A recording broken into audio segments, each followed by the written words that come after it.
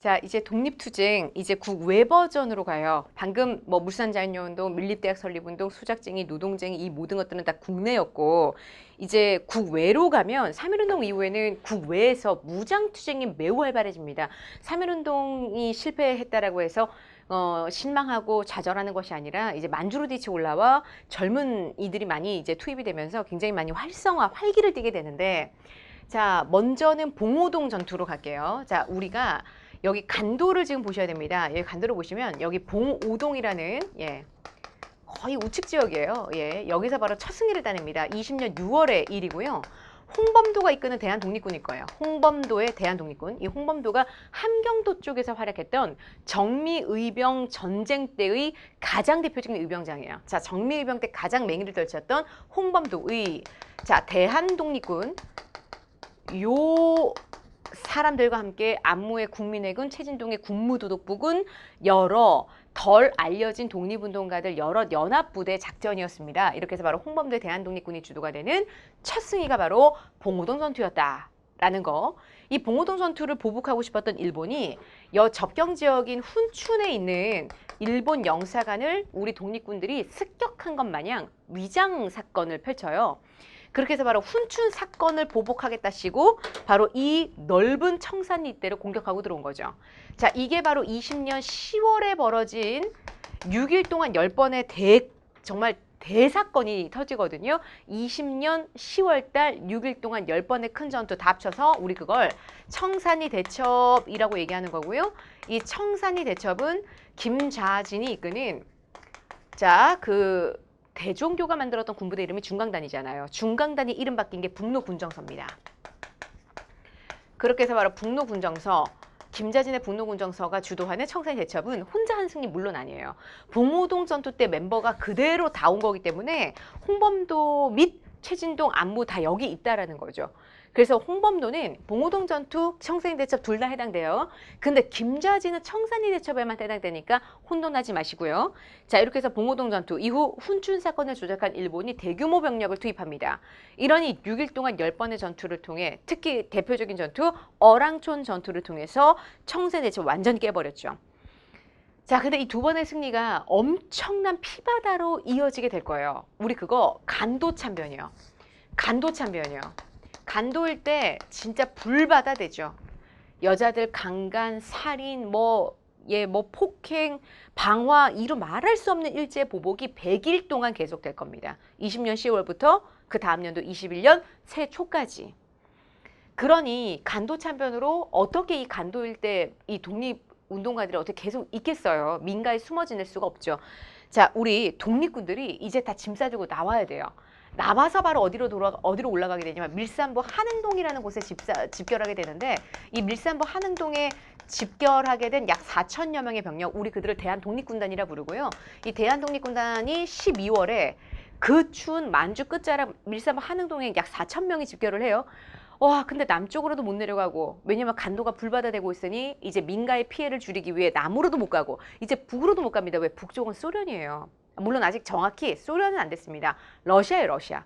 아직 러시아가 내전 중인 상황이었어요. 아직은 러시아가 내전 중인 상황. 그러니 그때 당시 그 한흥동에 모인 4천여 명의 병력을 보고 러시아 적세군이 레닌 군대입니다. 도와달래요. 본인들의 내전을 먼저 도와주면 우리의 독립군을 지원해주겠다고 약속을 해요. 못 믿어올 약속이지만 어찌됐거나 그 약속 때문에 자, 접경 넘어가네요. 해갖고 어디로 이동하느냐? 자유시로 이동하게 되고요. 자유시. 그 자유시에서 말이에요. 우리는 러시아 적세군의 일원이 되어 정말 싸웁니다. 남의 나라 내전에서. 그런데 꼭 그 불안한 예감은 맞죠. 그렇게 해서 1921년 6월이었는데 자유시라는 곳에서 바로 적세군에 의해 무장해제 당하는 사건이 벌어지게 되는 거죠. 그러니까 모든 병력을 본인들에게서 투항하라 이겁니다. 이렇게 바로 러시아 적세군에게 이용만 당하고 철저히 버려진 신세가 된 게 바로 대한독립군의 약 4천여 명의 병력. 이렇게 해서 바로 자유시 참변이 이제 쭉 진행이 되는 과정에서 러시아 본토 안쪽으로 이동하는 사람이 있는 반면 또 대규모 아래쪽으로 내려와서 이제 다시 간도로 다시 돌아오는 사람들도 있는 거고요. 뿔뿔이 독립군들이 흩어지는 신세가 돼버린다라는 거였어요. 자, 그렇게 해서 다시 돌아오는 독립군들이 있잖아요. 다시 돌아오는 독립군들이 바로 이 만주에서 삼부라는 걸 차리게 되는데, 이 삼부라는 건 하나의 자치정부예요. 일단 압록강변 1923년 제일 먼저 참의부가 만들어져요. 자, 요거는 그때 당시 임시정부 관할이 되겠고요. 1924년은 여기입니다. 남만주에 바로 정의부가 만들어지고요. 자, 그다음 마지막 군만주 일대에서 1925년입니다. 신민부가 만들어지는데 하나의 경계선을 그어놓고 해당되는 지역의 사람들로부터 세금을 걷어서 그걸로 자치적으로 군대를 운영하는, 그러니까 민정기관이자 하나하나가 다 공화주의 자치정부, 민정기관이자 군사조직을 합쳐놓은 그런 공화주의 자치정부 3개가 만들어지는 거죠. 다만 이 삼부가 오래 못 가요. 이 삼부는 바로 삼부 활동이 위축될 때인데, 이유가 일본이 바로 일본 경찰 미스야가 만주에 있는 중국 군벌에게 우리나라 독립군 잡아넘기면 돈 주겠다고 약속을 합니다. 정말 이 양아치 같은 약속을 하죠. 이 미스야 협정이 1925년에 체결이 돼요. 그래서 우리나라 독립군, 이걸 주도하고 있는 독립군 세력들이 좀 전면에 나서기가 많이 좀 꺼려지는 상황이 돼버렸다라는 거고요. 그러니까 독립군의 활동이 많이 위축된다라는 거, 미스야 협정으로. 또 당시 중국 내에서 국공합작이 성공을 해서 이게 우리나라 국내로도 연결이 돼서 민족 율당 운동에도 영향을 줬다고 했잖아요. 이 국공합작이 역시 만주에서도 삼부 통합 운동에 영향을 둔다라는 거죠. 그러니까 1920년대 중반이 우리나라는 26년 60만세 운동 실패 이후 민족 율당 운동이 적극적으로 대두되는 그런 결과로 이어지게 되고, 지금 만주에선 이미 먼저 삼부 통합 운동이 불었어요. 그래서 실제로 삼부가 통합이 되거든요. 삼부가 그렇게 해서 어떻게 통합이 되냐면 하나로 통합되지는 못해요. 삼부가 어떻게 통합이 되냐, 하나로는 못 통합되고요. 다시 여기 위로 갈게요. 자, 여기 이렇게 한반도가 있고, 자, 삼부가 하나로 못 통합되고요.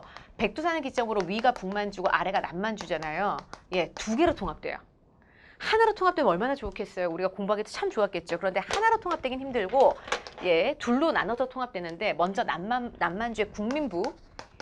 자, 남만주의 국민부 같은 경우는 주도하는 여당이 있죠. 자, 주도하는 여당이, 자, 여기는 조선혁명당 되겠습니다. 근데 사실 당이 뭐가 중요해요? 여기서 운영하는 군부대가 중요한 거죠. 그 군부대 이름이 조선혁명군이 되는 거예요. 자, 반면에 이제 북만주는 혁신의회로 통합이 되는데요.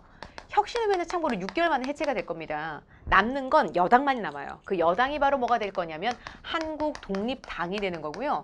역시 당이 중요한 거 아니라 그랬죠. 한국독립군을 운영합니다. 한국독립군이 중요한 거예요.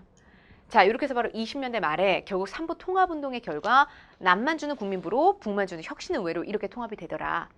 근데 이렇게 20년대 말에 통합이 된 지 얼마 안 돼서 바로 이 만주 일대가 다 일본의 식민지로 전락할 겁니다. 31년 만주 사변 기억하시죠?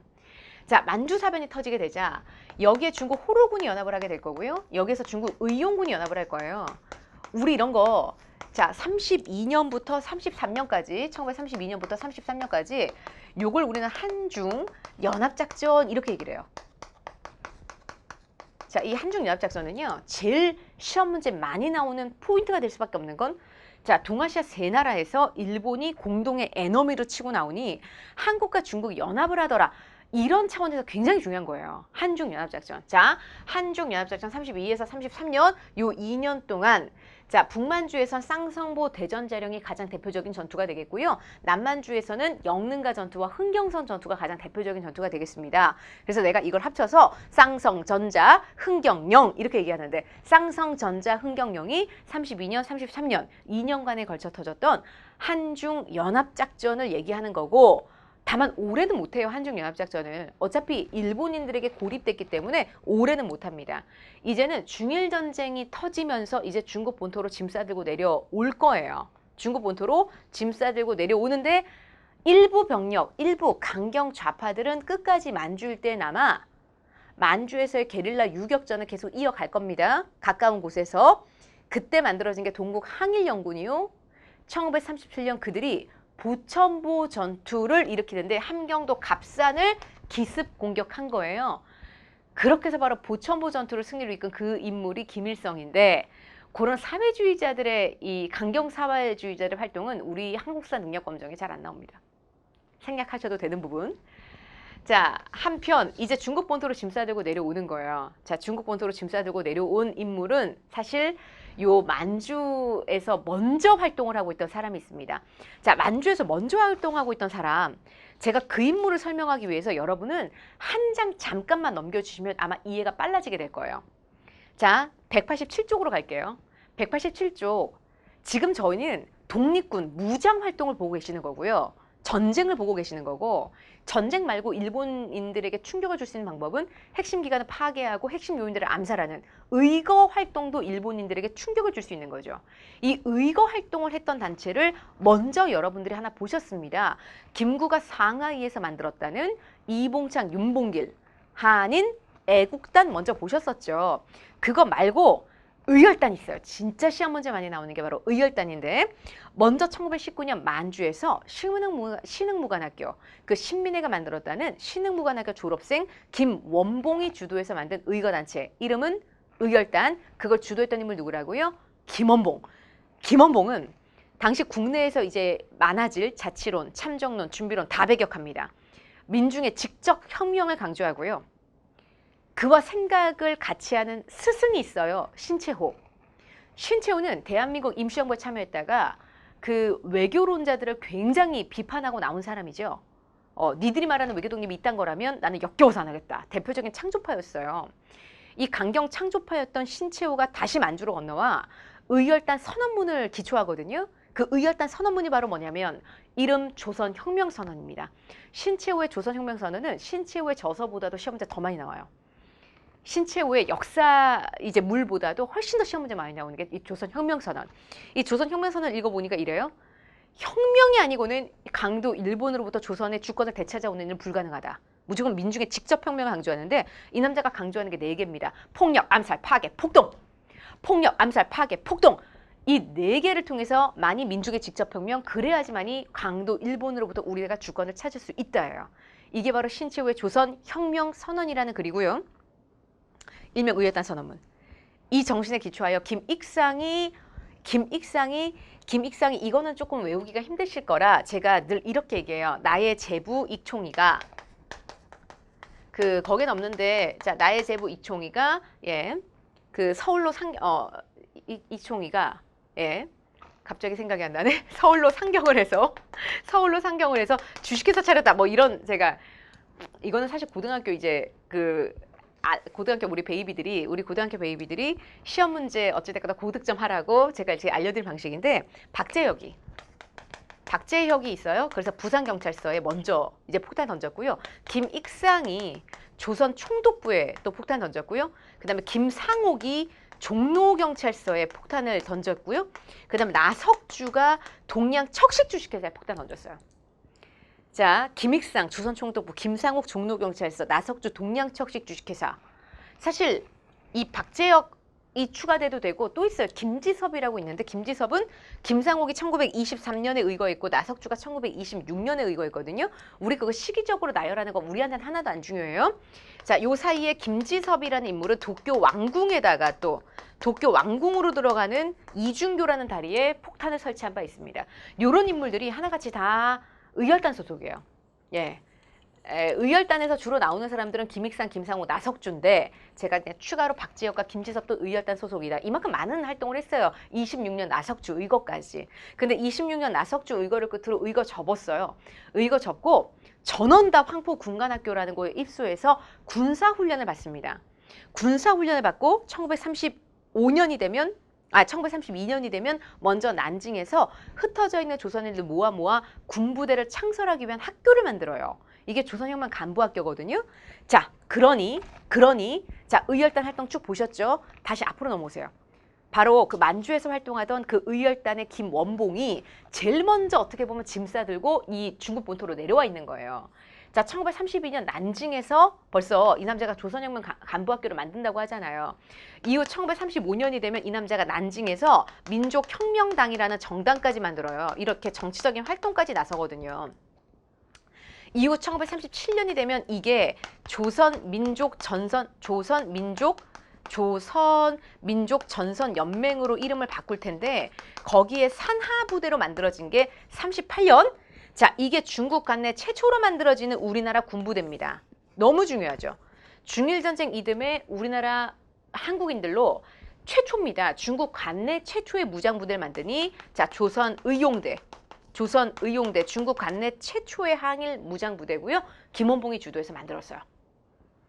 자 그렇게 해서 바로 중국 국민당의 협조성에 만들어져 중국 국민당이 앞장서서 중일 전쟁을 할 때 뒤에서 후방을 교란하고 또 적군의 작전을 암호 회독하는 뭐 그런 부수적인 역할을 담당하는데 문제는 만주에서 내려온 병력이 많아요. 근데 만주는 러시아 쪽과 가깝죠. 특히 척박한 지역이라 사회주의자들이 많아요. 근데 중국 국민당이 우파잖아요. 그러니까 뭔가 뜻이 안 맞는 거죠. 그래서 어떻게 하느냐. 강경 좌파들이 예난이라는 지역으로 이동하게 될 거예요. 이게 언제냐면 1941년. 그래서 그들이 조선의용대 화북지대라는 이름을 만들어 놓고 중국 공산당 군대와 연합해서 중일전쟁을 수행할 겁니다. 그래서 실제로 41년 호가장 전투, 이듬해 반소탕전에서도 승리를 하는데 제가 이렇게 강경 좌파들은 우리 한국사 능력검정에 잘 안 나온다 했죠. 네, 그거예요. 중요하지 않아요, 별로. 자, 남아있던 김원봉이 어디로 합류하느냐, 그게 중요한데 우리 떠돌던 임시정부가 1940년에 어디에 정착한다고요? 충칭에 정착한다라고 말씀드렸죠. 자, 이 충칭에 정착한 임시정부가 4차 개헌을 통해서 김구를 주석으로 선발합니다. 김구가 주석이 될 거예요. 자, 거기다 김구와 함께 이 충칭 임시정부를 주도했던 지청천이라는 총사령관은 군부대를 만들어낼 테니 그 군부대 이름이 한국광복군이에요. 이 한국광복군이 별 10개짜리인데 이 한국광복군이 2차 세계대전에 적극적으로 참전을 합니다. 이게 1940년에 만들어지는데 이곳으로 1942년 남은 병력이 다 합류해요. 해서 김원봉이 부사령관이 될 거예요. 지청천이 총사령관. 예, 아주 중요한 부대가 만들어진 거죠. 자, 38년 조선의용대가 이렇게 만들어졌는데 이후 이제 강경 좌파들은 예난으로 떠나서 중국 공산당 군대와 연합한다 그랬죠. 이름은 조선의용대 화북지대인데 그 이름이 다음 연도 조선 독립동맹의 산하부대 조선의용군으로 바뀔 텐니다. 근데 이 조선의용군이 훗날 북한의 인민군이거든요. 훗날 북한의 인민군이에요. 그러니 조선의용대 화북지대에서부터는 잘 안 나오겠죠. 이들의 존재가. 한편 40년 충칭에 정착한 임시정부는 김구, 조수왕, 지청천이 주도를 했고요. 이 중에 김구는 주석이 됐어요. 지청천이 총사령관으로 한국 강복군을 창설하더라 이랬고요. 이듬해인 41년 태평양 전쟁이 태평양 전쟁이 터지죠. 하와이 진주만을 기습 공격한 일본에 의해 태평양 전쟁이 도발이 되면서 그때부터 우리도 대일선전 포고문을 발표하고 42년 김원봉이 여기로 합류하고 43년엔 영국 군대와 함께 인도와 미얀마 전선에서 대일전을 함께 수행하기도 하더라. 참고로 43년 우리가 영국과 동맹을 맺고 이렇게 인도와 미얀마 전선에서 적극적으로 참전했다 그랬잖아요.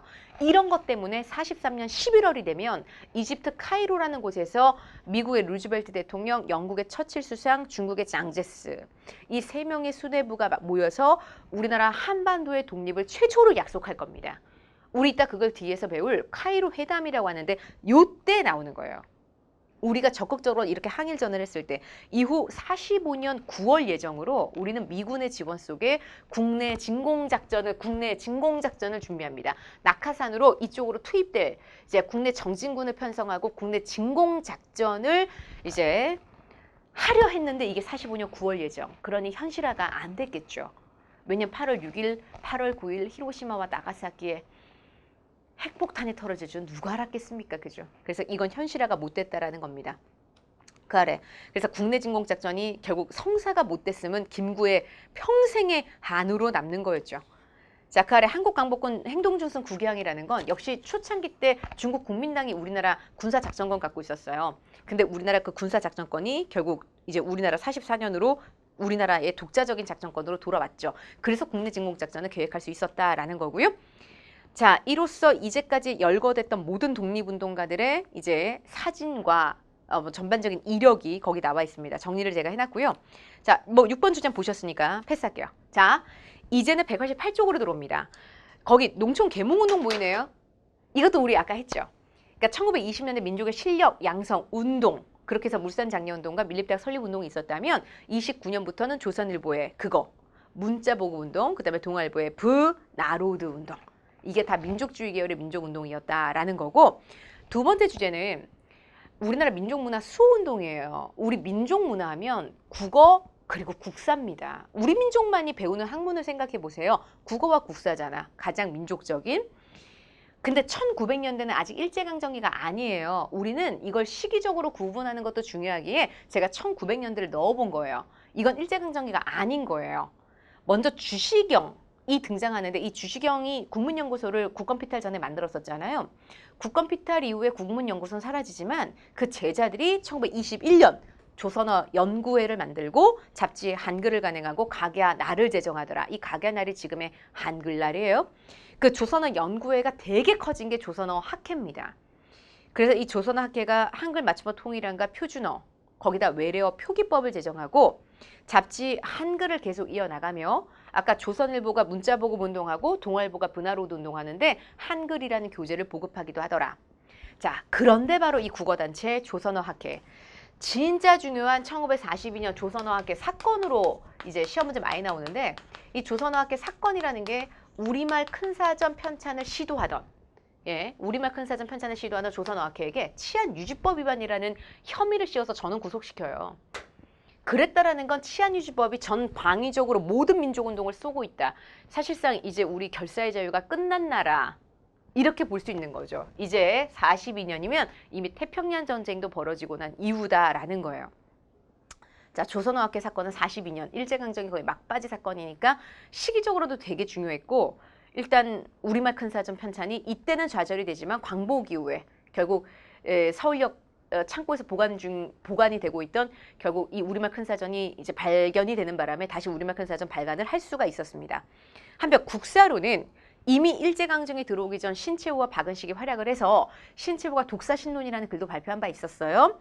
자, 이런 신채호와 박은식은 당시 일제강점기 일본 그러니까 한국 친일학자들, 그러니까 사실 조선학자들이 문제인 거예요. 친일학자들이 역사 왜곡 이론을 꺼내드는 걸 신채호와 박은식은 아주 맹렬히 비판하는 거죠. 이후 정인보로 이어지고 백남문으로 이어지고 또 실증주의 사학으로 이어지는데 이 역사는 너무 중요해서 한 장을 넘기면 190쪽 되게 자세하게 나와요. 자, 친일 역사학자들에 의해 조선사 편수회라는 조선의 역사를 편집하고 수집하는 띠빼기들이 조선사라는 책을 만들고 여기서 역사 왜곡 이론을 펼쳐드는 거죠. 자, 여기에 역사는 아와 비아의 투쟁이다. 누구예요? 신채호. 신채호가 조선 상고사와 조선사 연구초를 간행하고요. 쓰고요. 그리고 박은식은 옛사람이 말하기를 나라는 멸할 수 있대. 혼은 멸하면 안 되는 거예요. 그 혼이 바로 역사다라는 거죠. 혼사상을 강조하는 인물이고 식민지로 전락하는 고통의 역사를 한국 통사. 그 다음에 한국 독립운동 지혈사라는 건 3.1운동과 청산리 대첩의 이야기를 담은 겁니다. 이 두 사람이 민족주의 사학의 선구자예요. 이후에 정인보, 문일평, 안재홍 등으로 연결이 됩니다.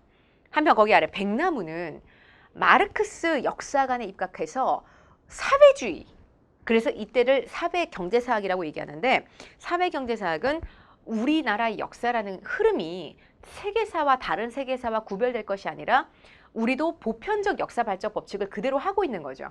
그래서 중세 있고 근대 있고 이제 이후 사회는 사회주의 공화국이 될 것이다를 예견하고 있는 사람이 백남은 되겠고요. 한편 이병도와 손진태 같은 인물은 역사를 개인적 의식을 집어넣지 말고 철저하게 객관적인 고증만 하자 이겁니다. 그런 객관적 역사학을 실증주의 사학, 그래서 이 실증주의 사학이 진난학회라는 단체도 만들고 진난학보라는 잡지도 발간을 할 거예요. 자, 다시 앞쪽으로 내려오면 국어와 연극, 그러니까 문학과 연극, 예술 이렇게 있는데 굵은 글자만 체크해서 보시면 돼요.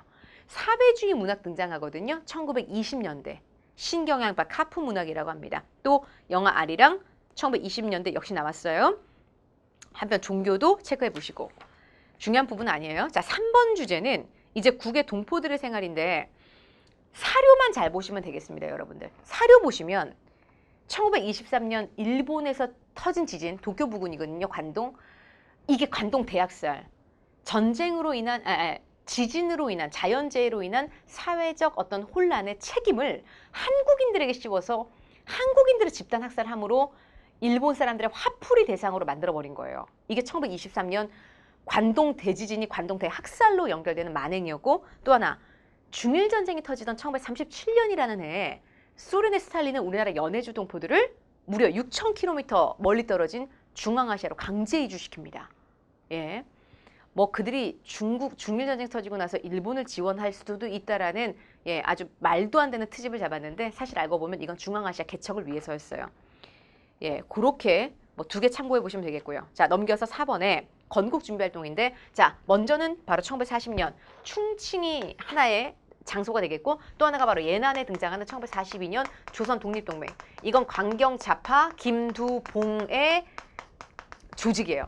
한편 서울의 1944년 비밀리에 서울에서 조선 건국동맹이 만들어지거든요. 이거 중도좌파 여운형이 주도하는 건데 이 중도좌파 여운형은 8월 15일 1945년 8월 15일 광복과 동시에 이 조선 건국동맹을 조선 건국준비위원회로 발전시킬 거예요. 그래서 우리나라 정부가 없는 무정부 상태에서의 모든 사회 혼란을 거의 완벽에 가깝게 이제 제압합니다. 모든 치안을 완벽에 가깝게 제압해요. 그래서 이 조선건국준비위원회가 다음 단원 현대사의 첫 스타트입니다. 중도좌파 여운형의 조선건국동맹이 이렇게 자리를 잡게 돼요. 그래서 이 세 군데가 다 건국강령을 발표하는데 이 건국강령이 하나같이 충칭에서 발표된 조수왕의 삼균주의와 흡사해요. 정치가 균등하고 경제가 균등하고 교육이 균등한 민주공화국을 만들겠다 이거죠.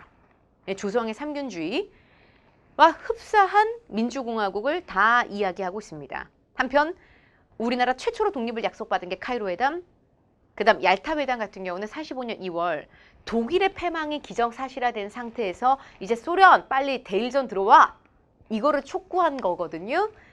여기에서 미국 대통령 루즈벨트가 소련의 스탈린을 만난 자리에서 신탁통치를 제안했다 그래요. 신탁통치도 우리나라 현대사 초반 이 나라를 집어삼킨 이슈가 될 겁니다. 한편 포츠담 회담은 이제 카이로 회담의 약속을 재확인하는 그런 절차였죠. 자, 빈출 키워드 이제 6단원 일제강점기 다 끝나면서 62개 정리됐는데 요거 꼭 참고하셔야 뒤에 문제가 수월하게 풀릴 겁니다. 자, 저는 이제 마지막 단원 현대사에서 여러분들을 기다리겠습니다.